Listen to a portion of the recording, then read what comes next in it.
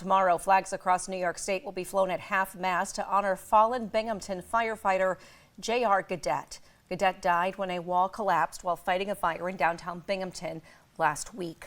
The 40-year-old was an 11-year veteran of the Binghamton Fire Department. After he died, the fire department called him a bull, saying he was always first in line to get inside. Gaudet leaves behind a wife and 3 children. A GoFundMe has been set up for the family. And as the investigation into the brutal torture and murder of a trans man whose body was found in Yates County continues, family, friends, and community members are holding vigils to honor Sam Nordquist. 5 people are charged in connection with his murder.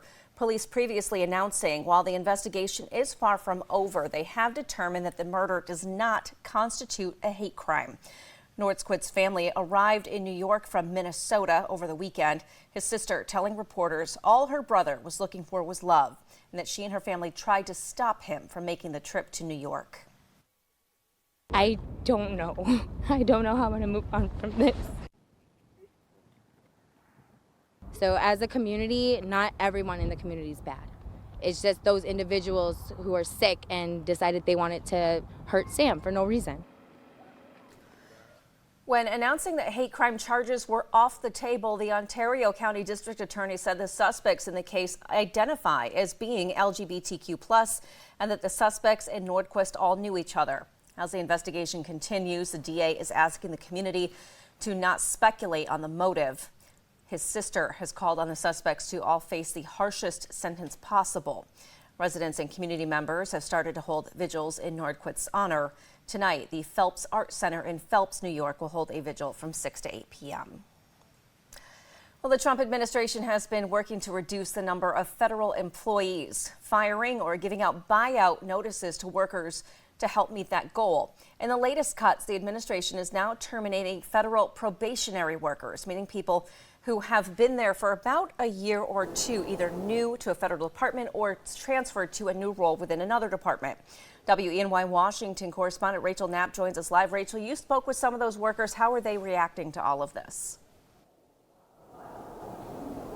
Good evening, Renata. She tells me that she's just still trying to process this whole situation and adds that some of these federal workers are starting to feel a little nervous and on edge, worried that they're going to be the ones next on the chopping block. But she says that the reasons that the administration gave her, as well as some other probationary workers, does not make sense.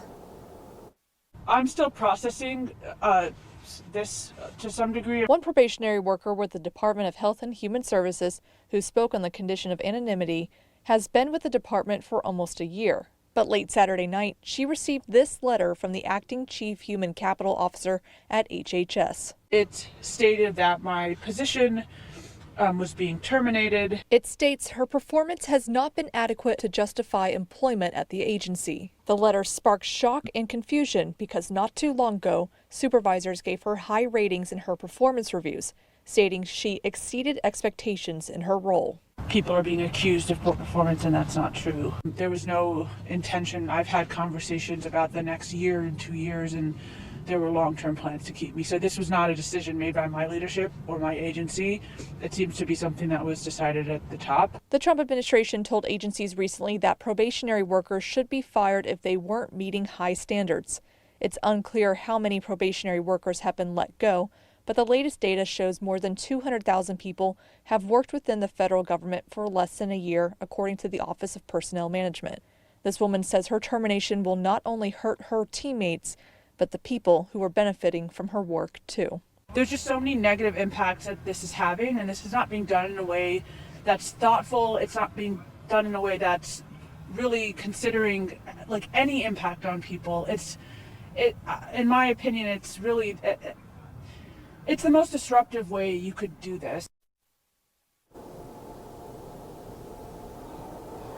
And Renata, we reached out to that person who sent out that letter at the HHS department, but have so far not heard back yet. Other reports show that other workers, other probationary workers in different departments like transportation, Veterans Affairs, and more have also been let go. As for that person I spoke with, she says that she is just now trying to decide, how to move forward. Should she appeal this decision by the administration? She's also just now trying to scramble and and find a new job because, like many people here, they base a lot of major decisions and financial decisions on the career and work that they do.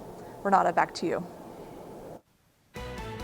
Rachel, thank you so much. 21 people hospitalized after a Delta flight crashed yesterday during landing in Toronto. We'll have the very latest on that investigation, and we'll tell you why experts are worried food quality could become a big problem in the U.S. And light snow back in the forecast on Thursday. All the rest of my 7-day forecast for you coming up in just a bit. But first, a live look at our Mansfield Sky Cam. You're watching WENY News at 5:30.